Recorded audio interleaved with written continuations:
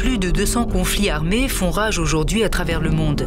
Dans les pays touchés, les violences et les destructions sont quotidiennes. Dans l'espoir d'une vie meilleure et plus sûre, de nombreuses familles envoient leurs enfants vers l'inconnu.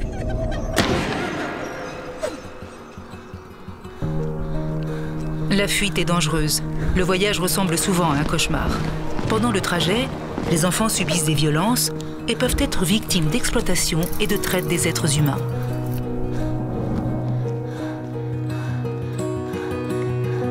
Le voyage peut durer des semaines, parfois même des mois. Une fois arrivés, la partie la plus dure semble terminée. Pourtant, ces enfants non accompagnés restent particulièrement vulnérables. Il est très difficile pour ces enfants de comprendre le système de protection en Europe. Ils sont désorientés et ne savent pas à qui faire confiance.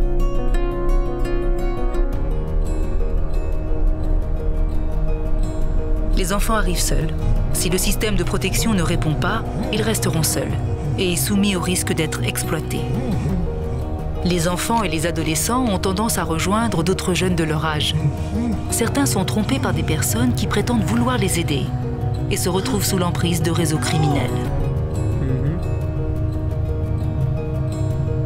Ils sont souvent contrôlés par des personnes qui utilisent les enfants pour commettre des délits. Les auteurs de l'exploitation peuvent avoir intérêt à placer ces enfants dans le système de protection. De cette manière, ils externalisent les moyens de subsistance des enfants tout en maintenant leur propre profit. Il n'est pas toujours facile de détecter l'exploitation sous-jacente. Ces enfants qui arrivent en Europe ne connaissent pas le système et n'en comprennent pas les règles. Certains de leurs comportements peuvent interroger et faire douter les professionnels qui les accompagnent. Pourtant, tous les enfants de moins de 18 ans ont droit à une protection.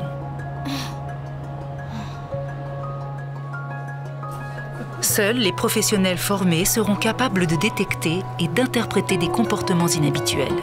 C'est par la formation qu'il est possible de reconnaître que l'enfant se trouve dans une situation d'exploitation. Le système de protection doit prendre des mesures afin de garantir l'intérêt supérieur de tous les enfants. Assurer leur protection n'est pas qu'une simple question d'empathie, mais avant tout une obligation légale.